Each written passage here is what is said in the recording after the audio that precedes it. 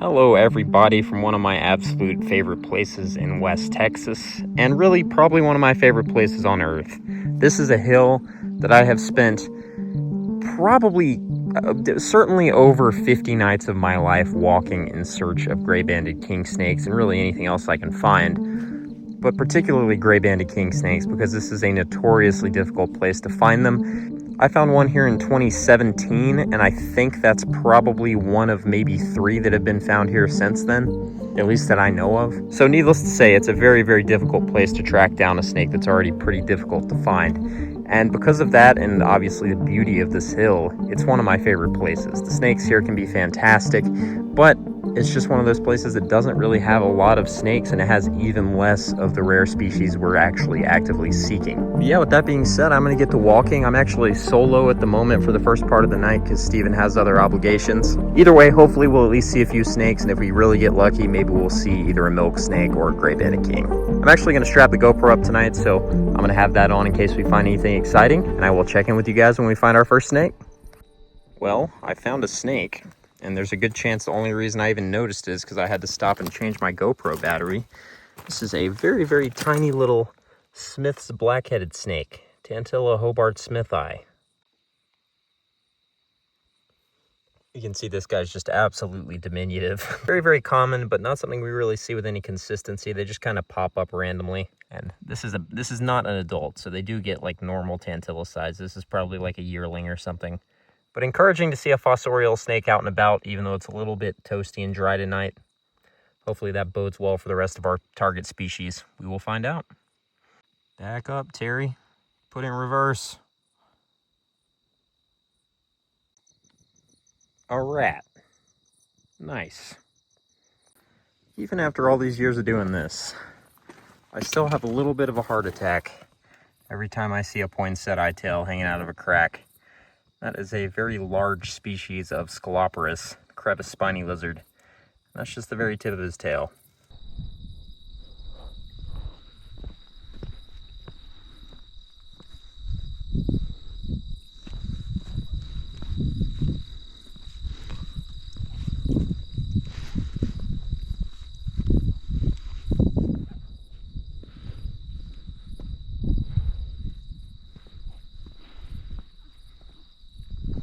Oh, a big Atrox. Look at that. Hey, bud. You gonna get grumpy on me? First diamondback of the trip. Hey, bud, I just want to get a look at you. It's like a super chill, like uncharacteristically chill Atrox. All right, our first western diamondback of the trip. Kind of surprised it took until tonight to get one. I mean, we've only been here 2 nights, but this is pretty much an omnipresent snake here in West Texas. Very, very common. You can see that classic banded tail. This one is being very, very uncharacteristically chill with us. Not that they're an aggressive rattlesnake, but they do have a reputation for being quite defensive and bitey, and I think that's pretty well earned. They definitely have a little bit of attitude, at least most of the time. Obviously, this one doesn't, and that's cool. It's always nice seeing really chill examples of otherwise typically kind of angry species like Atrox and prairie rattlesnakes, but we'll just leave this guy to his business. He's probably going to crawl back past us here since he was headed the other direction, and we'll continue walking.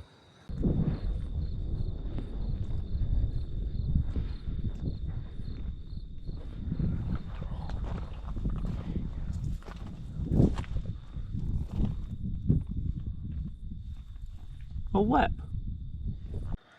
Well, since I don't have any tweezers, I don't know if we're getting this guy, but that's cool. This is a really weird place to see a rock rattlesnake. Maybe only the 2nd or 3rd one I've ever found here. Very, very nice. I'll see if I can get him out, but like I said, no tweezers.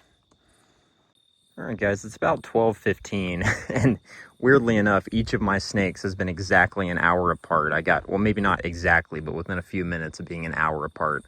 The Tantilla was at 10:13, the Atrox was at 11:13, and then the Lepidus was, actually it probably was close to 12:13 when I actually spotted it, because it's just now 12:15.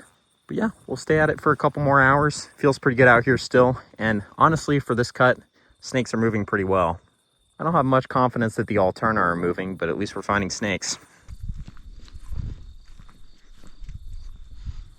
Oh, blacktail. Nice. We're almost back to where the lep was. Look at that. Very nice. Well, that's our closest together two snakes of the night so far, lep and a blacktail. This is probably the most common snake species here, blacktails. And even still, it'd be kind of surprising to see more than one. But we're up to 4 snakes shining solo tonight. Really not bad considering it was me and Steven last night and we ended the night with 7. And 2 of those were on the road. And it was a much snakier area. You can see this big handsome guy is quite unhappy with us, so we'll just leave him to it. No need to mess with him. He's just kind of stretched out crawling along here, and if we leave him alone, we might see him a couple more times. These guys are so common in some places out here that it's easy to get jaded on them, but they are really, really cool rattlesnakes, and super variable too. You never know quite what you're going to find. I'm going to go ahead and scramble down off this cut before this guy starts getting any grumpier than he already is. All right, buddy, we're going to leave you to it. Nice flowers back there. Scenic place for him to be hanging out. Yep, there he is, still down in there. Kind of looking like he's thinking about coming back up this way though, so we'll do another pass and hopefully he'll come out more. So I walked all the way to the bottom of the cut and back up, and I don't see any sign of our lep. He's not in there presently, at least not where he was, but I did notice there's a crevice spiny right above where he was hanging out, so he might have been kind of following that guy's scent. But as of now, I don't see him. I think this is going to be the same blacktail, but he's covered quite a bit of ground if so. Looks a little smaller at a glance, but I think it is that same one. Yeah, well, so I knew I wanted to be an academic, so postdoc was going to be required, a postdoctoral fellowship. That's very typical for academics to do that before they take a faculty job. So Chris is going to be excited to hear that I found a lep while listening to the Snake Talk podcast. I think this is our guy. Yeah, it is. This is his crack. Heck yeah. Hey, buddy. Let's get you away from that rock outcrop. Very cool.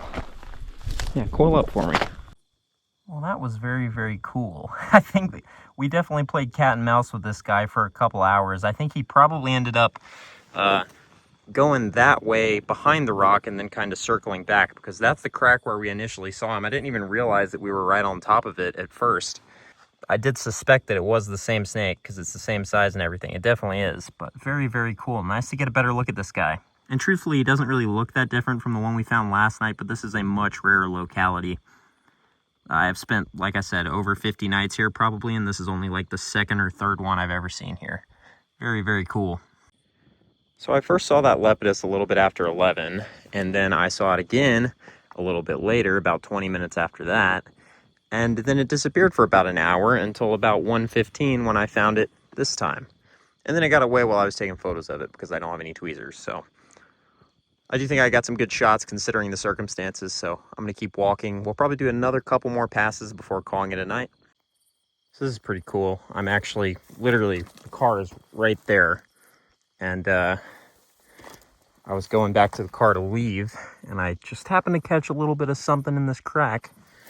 And I think this is our blacktail once again.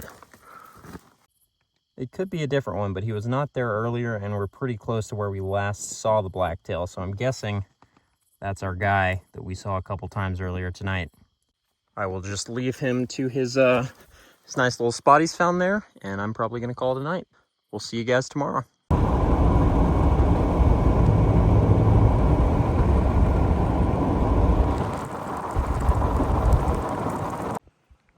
All right, first snake of the night. Guess what it is, Steven? It's a viridis. Very nice. Well, we are doing uncharacteristically well with the prairie rattlesnakes this trip so far. We've seen 2, and really this is one of the more uncommon rattlesnakes in West Texas. Not that they're super rare or anything. They just tend to only inhabit the best grasslands, which we don't spend too much time in because there's not really alterna down here. But this looks like a female that just gave birth, so she's got food to find before winter, so we'll just leave her to it and continue on.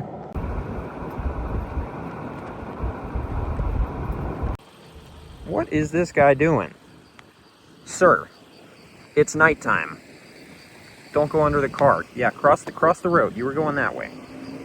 Very nice. Texas horned lizard. First one of the trip. Really pretty one too. Nice yellow highlights on this guy. This is a pretty big adult. I don't know why he's in the road at night. He wasn't here earlier.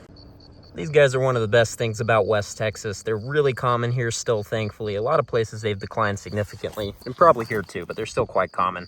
As you can see, you'll find them in the road at night every once in a while, so we'll just let that guy keep scooting. All right, here's our first snake we found in hours, a little Atrox who's being weird. He's just kind of curling up for us. Why does my phone look like this? I'm gonna go get my video light real quick. All right, there we go, that looks better. Got the video light out. Nice, pretty little Atrox. Only the second one of the trip, and we still have not seen a Mojave. Viridis have, weirdly enough, been the most common rattlesnake, or Viridis and Leps, and blacktails, I guess.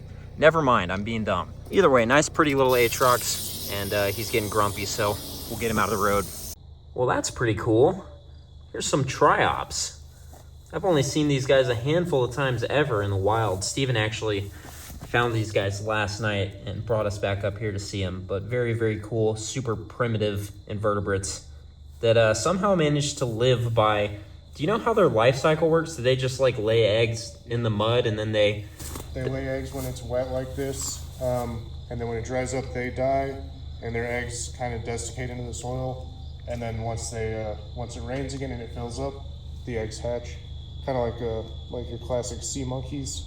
Hell yeah, very cool. All right, what is this guy? It is a tiny rattlesnake. Yep. It's a Mojave. Finally, our first Mojave rattlesnake of the trip. Took way too long. And that's also not this year's baby either. That's like a very, very tiny, look at how many buttons he has. Yeah. He's got like 4 buttons and is this size. We have still yet to see any evidence of baby snakes being out here from this year in West Texas, which is kind of odd. I'm not as in touch as when the babies would pop out here, but last year we were here around the same time and there were a lot of fresh babies. This guy looks like a fresh baby, but he is at least a year old, possibly older, just very, very tiny, and evidently not having a very good time finding food. All right, guys, we are shining a cut, and whilst shining the cut, glanced up the road, and there's a lep. Looks like the one you found DOR last night. Yep. Very nice. That's a pretty one. Best find of the night so far. All right, we got this guy on the cut for pictures, but we're going to take him back to the other side of the road where he was headed. I think this is definitely the prettiest lep of the trip so far. Got some really nice pink. It's definitely the biggest lep too. And personally, I always prefer to see adult snakes over juveniles because they just tend to be very different looking in a way that I prefer. Some people like the babies because they're more colorful, but I like the big mature adult snakes. Very, very nice pinkish colors on this guy. Classic example from this region. It's a really, really fantastic snake. You can see the pink tends to flare up towards the belly. And if I were to pick this guy up with tweezers and show you his belly, that's definitely the most pink part of his body. But fantastic looking snake. Nice to get another lep for the night. We're 3 for 3. All 3 nights of the trip so far, we've seen a lep, which is pretty cool. Look at this guy's tiny little rattle. Very, very cool. We'll move him back to the other side of the road and keep shining. Seems like snakes are out at least at this spot, so we'll stick around here a little bit longer and see if we can get something different that we haven't seen yet. All right, right past the last lep, here is another one. Pretty similar, maybe redder. This guy's definitely a little bit more brick. Very nice. This is going to be a rock rattlesnake trip, I guess. I don't have any problem with that. Get the lep out of the spider web without getting webs all over his face challenge. This one's a lot more chill than the last one. Very nice. Definitely a different look. A little more earthen. All right, here's one more look at this guy with the video light. He's definitely different looking than the last one, but I don't think his color is coming out super well on this red dirt because the dirt's redder than he is, so it just makes him look a little more brown than when he was against a duller rock. But very nice. Second lepidus in the last like 10 minutes. Because my phone won't work. What's that one doing? There he goes. It's an Owdad. All right, guys, next snake of the night is a really cool one. Unfortunately, this guy popped out of his perfect coil and freaked out the second I shined my light on him, but a very, very pretty Trans-pecos copperhead. Steve and I have been talking about these guys all night. And they're not a rare snake, but they are really variable and really pretty. Definitely a very unique species among copperheads, even though a lot of people don't recognize them anymore. They're technically considered just a local variation of the broad-banded copperhead by most taxonomists, but I mean, they live in the desert, and they look like this. All right, I'm gonna get some photos of this guy real quick and then we'll get some more video. Really, really cool. Nice looking snake. It's been a good night. That's our 10th snake of the night, including DORs. Well, that is a pretty fantastic way to end the night if we don't see anything else. It's like 2 a.m. at this point, so it's getting fairly late. We'll probably be out for another hour or two. And then, of course, we have to cruise our way back home. But really nice night. We've gotten a good amount of venomous snakes. Not a single colubrid, though. That's the time of year for you, I guess. It's August, so a lot of these vipers are breeding. And a lot of them are also giving birth right now, or will be soon. We have yet to see any evidence of babies this year, but I'm sure it's coming in the next few weeks, hopefully even before our trip is over. A really, really great looking Trans-pecos copperhead to potentially end the night. We're going to keep at it a little bit longer, but fantastic looking snake. And something we'll hopefully see a few more of before the trip's over. Definitely one of my favorite things to find out here. It's just so cool to see copperheads in such an arid environment. Look at the belly on this guy while he's sitting on the tweezers nicely. Such a great looking snake and very chill for a copperhead. These guys do tend to be a little bit more relaxed than the copperheads back home, it seems. There's one of our big giant desert centipedes. Very cool. Don't want to touch that guy though, not my jam.